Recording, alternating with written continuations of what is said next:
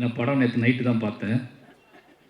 அதனால் யோசிச்சுட்டே உட்காந்துட்டு இருந்தா எல்லாரும் பேசுகிறத கவனிக்க ஆரம்பிச்சேன்னா, நிமிஷா விஜயன் பக்கத்துலேருந்து பேசிகிட்டே இருந்தாங்கன்னா, நான் எனக்கு ஒரு சின்ன டவுட் அவங்ககிட்ட கேட்டேன். படத்தில் அவங்க கேரக்டர் கொஞ்சம் ஸ்பெஷலாக பண்ணியிருக்காங்க. அது எந்த மாதிரி டிசைன் பண்ணி இப்போ என்னோடய அசிஸ்டன்ட் டைரக்டரோட தான் அந்த படம் நான் பார்த்தேன் நேற்று நைட்டு. இப்போ டிஸ்கஷன் படம் முடிச்சுட்டு பேசும்போது, அந்த கேரக்டரோட டிசைன் எப்படி அப்படின்னு பேசிகிட்டு இருக்கும்போது, இப்போ எனக்கு தோணுது உங்களை பார்த்துட்டு தான் அவங்க அதை பண்ணியிருப்பாங்கன்னு சொல்லிட்டு. எனக்கு சரியாக இங்கிலீஷ் தெரியாது அப்படின்னால அது என்ன டிசார்டர்னு எனக்கு கண்டுபிடிக்க தெரில. அது கொஞ்சம் அசிஸ்டண்ட்டு கேட்டேன், என்ன டிசார்டர் அது அப்படின்னு கேட்டேன்னா, அப்போ வந்து அது கொஞ்சம் என்ன சொன்னால் எது பயங்கர எனர்ஜியாக இருப்பாங்க, எக்ஸ்ட்ராவாக யோசிப்பாங்க, ஏதாவது ஒன்று பார்டர் அப்போ அது எப்படின்னு யோசிச்சுக்கிட்டே படம் கார் ஓட்டிகிட்டு வந்தேன். இதை பற்றி நம்ம என்ன பேசுகிறது அப்படின்னு யோசிச்சிட்டே வந்தேன். வந்து உட்கார்ந்துலேருந்து அவங்க பண்ணுற ஆக்டிவிட்டீஸ்லாம் பார்க்கும்போது இது அதில் சேர்ந்தது தானா அப்படின்னு சொல்லி ரொம்ப எனர்ஜியாக இருக்காங்க. நிச்சயமாக டீமுக்கு உங்களுக்கு நன்றி சொல்லணும். இந்த படம் பார்த்தேன். ஃபஸ்ட்டு அந்த படத்துலேருந்தே போல ஆரம்பிச்சிடலாம்னு நினைக்கிறேன். நெல்சன், எனக்கு நெல்சன் பழக்கம் வந்து நான் அந்த நெல்சனுக்கு கால் பண்ணதுக்காக ஒரு நாள் இந்த நெல்சனுக்கு கால் பண்ணிட்டேன். ஃபோன் அடிச்சுட்டு யோ எங்கேயா இருக்கு அப்படின்னு கேட்கும்போது மாதிரி நான் நெல்சன் பேசுகிறேன்.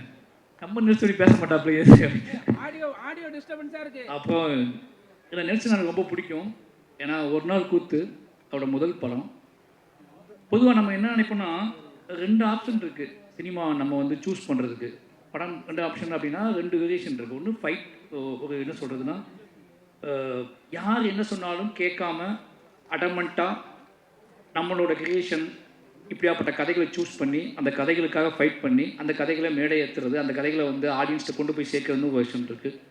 இன்னொரு விஷயம் எது வெற்றியின் பக்கத்தில் இருக்குது, எது வந்து சக்ஸஸாக இருக்குது, எது நம்மளை போர்ட்ரேட் பண்ணும், நம்மளை ஒரு டைரக்டராக நம்மளை ஒரு செலிபிரிட்டியாக எது போர்ட்ரேட் பண்ணணும்னு சொல்லி சூஸ் பண்ணி அந்த பக்கம் போய் நிற்கிறது, சம்பாதிக்கிறது. இந்த மாதிரி நெல்சனோட 4 படங்கள் எடுத்து பார்த்தீங்கன்னா ரொம்ப ஆச்சரியமாக இருக்கும். என்ன ஆச்சரியமாக இருக்கும்னா அவர் கதை ரொம்ப கனமான கதைகளை எடுத்துக்குவார். நான் நிறைய நாள் யோசிச்சிருக்கேன், அவருக்கு வயசு தான் என்ன, ஏன் அழகு இந்த ஒரு நாள் கூத்து பார்க்கும்போது எனக்கு வந்து அப்போ வந்து அவர் கூட பழகின ஃப்ரெண்ட்ஸ்லாம் எனக்கு ஃப்ரெண்ட்ஸாக இருந்தாங்க. அவங்க எல்லோரும் நெல்சன் பேசும்போது ஒரு சின்ன பையன் மாதிரி நினச்சிட்டேன் நான். அப்போ இவர் சூஸ் பண்ணுற கதைகள் எல்லாமே வந்து மான்ஸ்டராக இருக்கட்டும், இல்லை வந்து ஃபர்கானாவாக இருக்கட்டும், ஒரு நாள் கூத்துலாம் ஃபஸ்ட்டு படம் தொடங்கின விதமே வந்து ஒரு மெச்சூர்டான, இது ஒரு என்ன சொல்கிறது, இது வந்து இன்னொரு இப்போ உள்ள ஜென்ரேஷன் பார்ப்பாங்களா, இப்போ உள்ள ஜென்ரேஷன் கனெக்ட் ஆவாங்களா அப்படின்லாம் யோசிக்காமல் ஒரு சினிமாவை நேர்மையாக அது நீ கனெக்ட் ஆகுது ஆகலை, எனக்கு ஒரு விஷயத்தை காட்டணும்னு தோணுது, அது இப்படி தான் தொடங்கணும்னு தோணுது, நான் அதை அப்படி தொடங்கணும். அந்த மாதிரியான மனிதர்களை இந்த மாதிரி விலகி நிற்கக்கூடிய அங்கங்கே அவர் கதாபாத்திரத்தில் ரொம்ப பிடிச்சது என்ன அப்படின்னா எல்லாத்துக்கும் இன்டீரியராக ஒரு லைஃப் இருக்கும். எல்லா கேரக்டர்ஸுக்கும் இன்டீரியராக ஒரு லைஃப் இருக்கும். வெளியே நம்ம எல்லாம் ஜாலியாக இருப்போம், ஆடுவோம், பாடுவோம், என்ன ஏதோ பண்ணுவோம். பொது புத்தி என்ன இருக்கோ பொது புத்தியோட கனெக்ட் ஆகி பொது புத்தி கூட ட்ராவல் பண்ணிகிட்டு இருப்போம். பட் இன்டீரியராக இருக்கிறத நம்ம வந்து பெருசாக எஸ்டாப்ளிஷ் பண்ண மாட்டோம். அது நமக்கு பிடித்தமான மனிதர்கள்ட்ட, கேர்ள் ஃப்ரெண்டுகிட்டையோ இல்லை அவங்ககிட்ட கூட நம்ம மறைக்க ட்ரை பண்ணுவோம். அவருடைய 4 படத்துலையும் பார்த்தீங்கன்னா அந்த கேரக்டர்ஸ், அவரோட கேரக்டர்ஸ் இன்டீரியரான அவர் மனசுக்குள்ளே இருக்கக்கூடிய அந்த மனசுக்குள்ளே கேட்டுக்கிட்டே இருக்கக்கூடிய ஒரு பாட்டுக்கு அவங்க ஆடி இருப்பாங்க, மனசுக்குள்ளே கேட்டுக்கிட்டே இருக்கக்கூடிய ஒரு கேள்விக்கு அவங்க பதில் பேச ஆரம்பிச்சிருப்பாங்க, மனசுக்குள்ளே கேட்டுக்கிட்டே இருக்கக்கூடிய, மனசுக்குள்ளே வந்து வரைஞ்சிக்கிட்டே இருக்கக்கூடிய ஓவியத்தை வெளியே காட்ட ட்ரை பண்ணுவாங்க. இப்படியாப்பட்ட கேரக்டர்ஸ் அவர் கிரியேட் பண்ணுறாரு. அது என்ன அப்படின்னா எங்கள் ஜென்ரேஷன் டேரக்டர்ஸ் தான் அது நெல்சன். எங்கள் ஜென்ரேஷனில் அவர் தனியாக இருக்கார். நான் நினைக்கிறது அப்படி தான் நினைக்கிறேன். அவர்கிட்ட வந்து ஒரு சோசியல் ரெஸ்பான்ஸ் இருக்குது, ஒரு சமூக பொறுப்பு இருக்குது.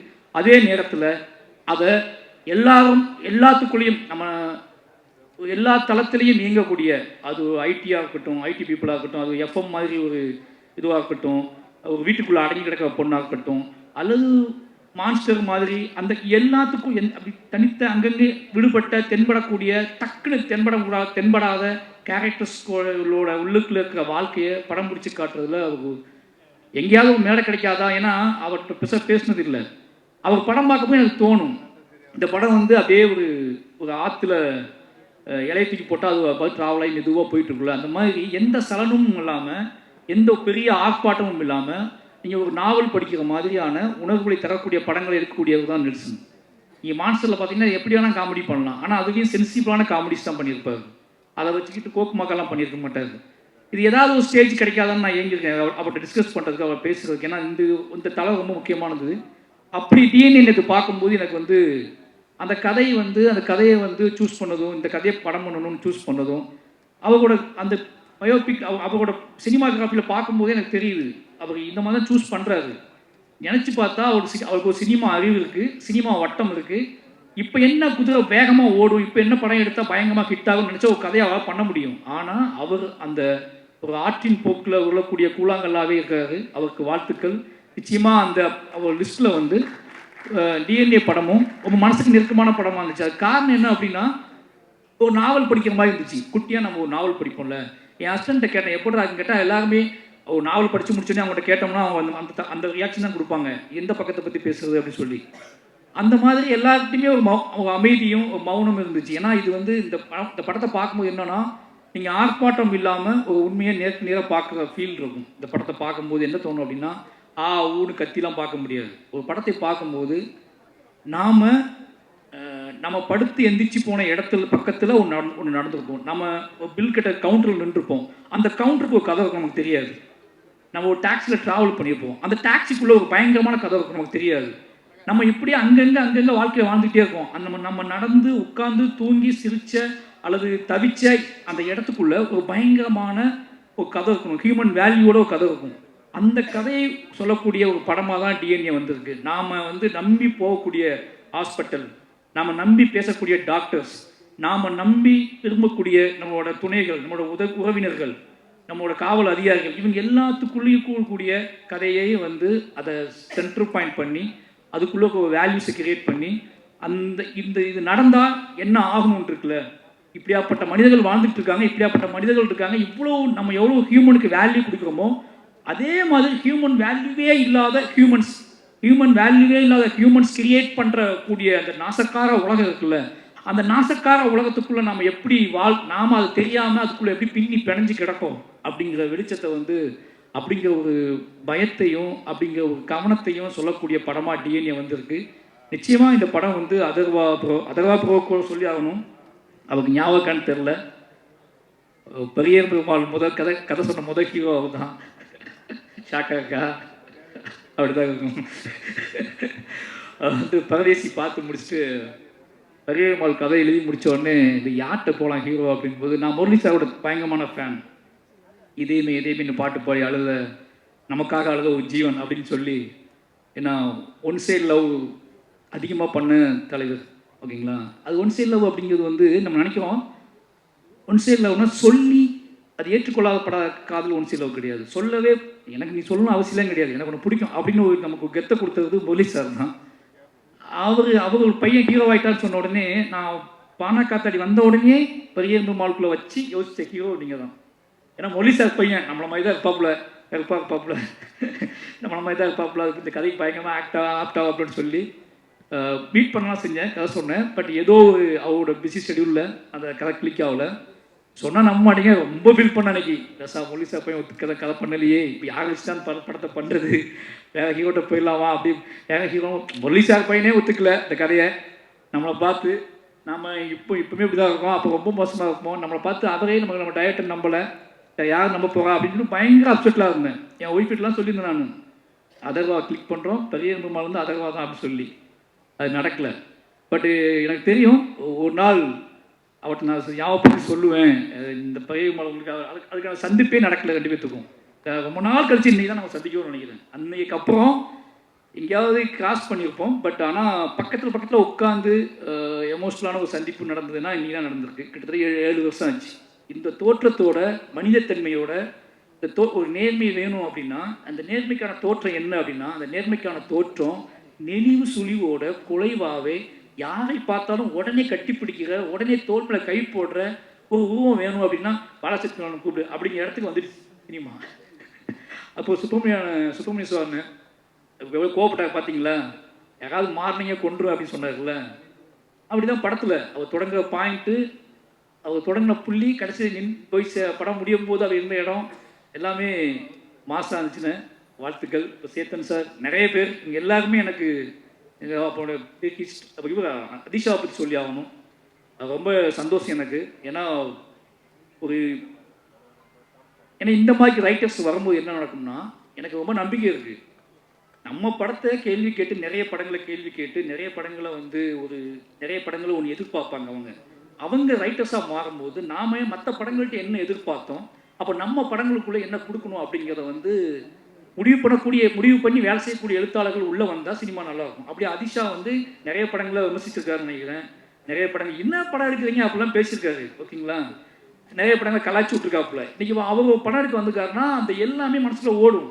ஓகேங்களா, அப்போ எல்லாம் மனசில் ஓடுங்கும்போது என்ன வேண்டாம், எது இந்த சமூகத்துக்கு அவசியமற்றது, இது சந்தோஷமாக இருக்கலாம், ஜாலியாக இருக்கலாம், ஆடலாம், பாடலாம், கொண்டாடலாம், காதலிக்கலாம், ரொமான்ஸ் பண்ணலாம், எதுவும் பண்ணலாம். ஆனால் எப்படி இதை கொடுத்துடக்கூடாது அப்படிங்கிற தெளிவும் ரைட்டர்ஸ் இருக்குன்னு ஆகணும். அவர் எதை நம்ம வந்து புஷ் பண்ணி கொடுத்துடக்கூடாது அப்படின்னு சொல்லி அவர் அந்த படத்தில் வேலை பார்த்துருக்காங்க. எனக்கு இப்போ தான் தெரியும். அவர் பார்த்தோன்னே ஆச்சரியமாக இருந்துச்சு. வாழ்த்துக்கள் ப்ரோ, உண்மையாகவே சொல்கிறேன். நெக்ஸ்ட் அடுத்த இடத்துக்கு நீங்கள் போகணும். நல்ல இந்த மாதிரி இன்னும் நிறைய பேர் உள்ளே வருவாங்க. ரொம்ப நன்றி, அவருக்கு ரொம்ப நன்றி. அப்புறம் மியூசிக் டைரக்டர் சொல்லி ஆகணும் 5 பேர். ஏன்னா ரொம்ப ஆச்சரியமான விஷயம், நெல்சன் பண்ணக்கூடிய சில ஜிம்மிக்ஸில் இது ஒரு ஜிம்மிக்ஸ். அவர் எல்லா படத்துலையும் ஒரு கண்டுபிடிப்பார். அப்படி இந்த படத்தில் 5 மியூசிக் டைரக்டர் கொடுக்குறோம். 5 புது மியூசிக் டைரக்டர் புதுசாக போயிடுவோம் அப்படின்னு சொல்லி அதுக்குள்ளே ஒரு பெரிய வரலாறு இருக்குது. காசும் கம்மியாக இருக்குது, டீமும் ஈஸியாக வேலை வாங்கிடலாம். ஒரு பயங்கரமான பிளான் பண்ணிக்கிறேன். ஒரு மியூசிக் டைரக்டர் வேலை பார்க்குறதே பெரிய விஷயமா இருக்குது. 5 மியூசிக் டைரக்டர் இருக்கும்போது இவர்கிட்ட சொல்லும் போது அவர் அப்பமே கொடுத்துட்டாரு, நீங்கள் கொடுக்காம இருக்கீங்கன்னு சொல்லி எப்படியோ ஒரு வேலை பார்க்க முடியும். அந்த 5 பேர்த்தையும் இன்ட்ரடியூஸ் பண்ணி வச்சிருக்காரு. சூப்பர் ப்ரோ, ரொம்ப நன்றி. ஏன்னா அந்த 5 பேரும் சந்தோஷமாக இருக்காங்க. அந்த 5 பேருக்குள்ளே ஒரு கனெக்டிவிட்டி இருக்குது. ஒரு படத்துக்குள்ளே இது நம்ம படம், ஒரு 5 மியூசிக் டைரக்டர் சொன்னால் அந்த படம் எப்படி வச்சுப்பாங்க, இது ஏன் படம், அந்த படம் ஓடணும்னு 5 மியூசிக் டைரக்டர் நினைக்கிறது.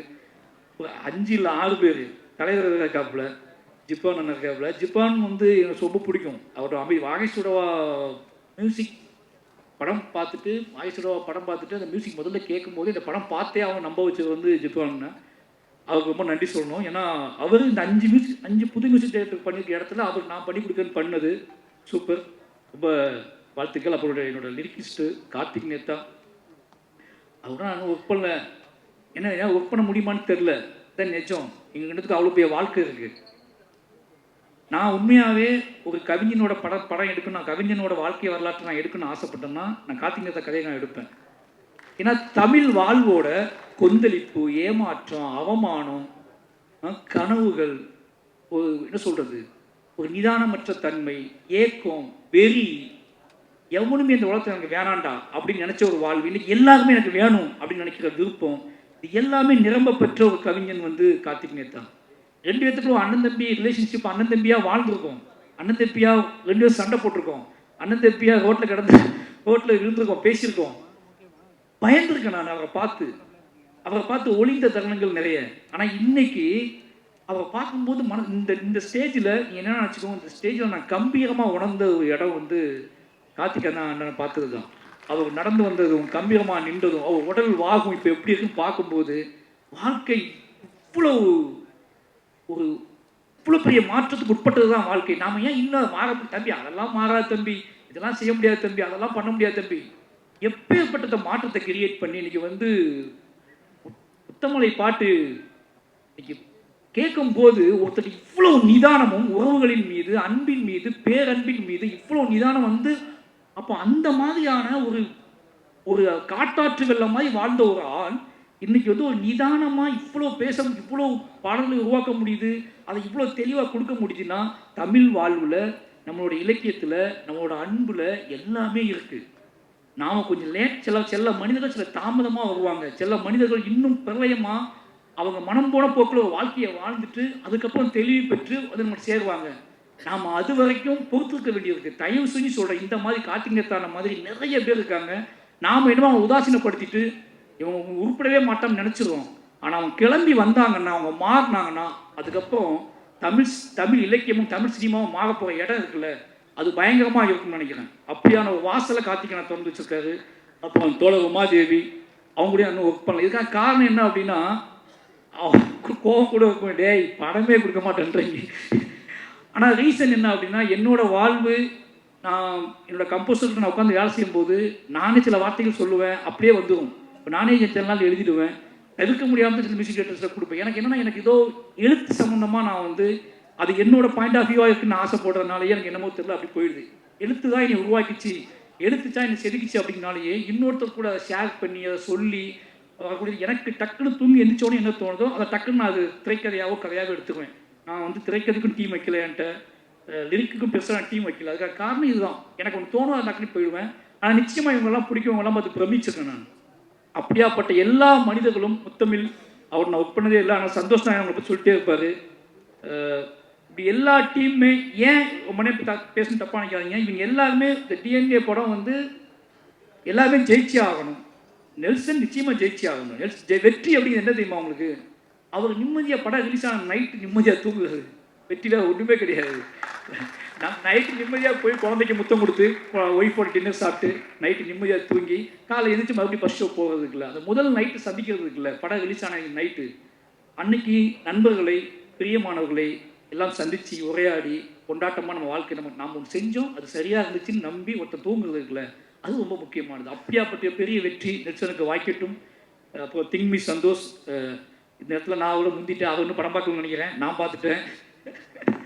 அதனால் வந்து இந்த படத்தை ரொம்ப சின்ன படங்களுக்கு நிறைய சப்போர்ட் பண்ணக்கூடிய ஒரு முகமாக இருக்காரு. அவருக்கும் வாழ்த்துக்கள். திங்மியூசிக் டிஎன்ஏ படத்துக்கு பயங்கர சப்போர்ட் பண்ணோம். அப்போது இந்த பாடலை வெளியிட்டவர்கள் ரொம்ப ஆச்சரியமாக இருந்துச்சு. ஏன்னா அவர் அண்ணன் சொன்னார், இவங்க தான் வாங்கணும் தம்பி, இவங்க தான் பண்ணணும் தம்பி மேடையில் அப்படின்னு சொல்லி. சினிமாவை விட்டு ஒதுங்கி வீட்டில் பூட்டி வச்சு படித்தவங்க தானே நீங்கள்? அதான் சினிமா பார்க்காத கெட்டு போயிடுவேன்னு சொல்லி அப்படி இல்லையா? சரி, அப்போ நல்ல விஷயம்தான். சினிமா பார்த்தும் நல்ல சினிமா பார்த்துருக்காங்க.